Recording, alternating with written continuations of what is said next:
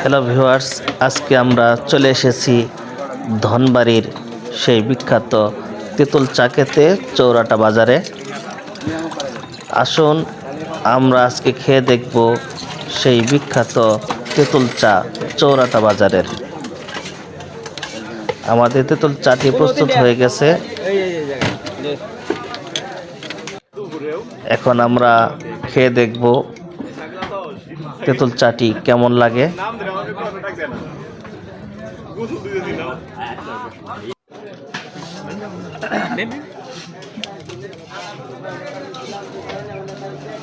সত্যি খেতে অসাধারণ এবং অতুলনীয় স্বাদ।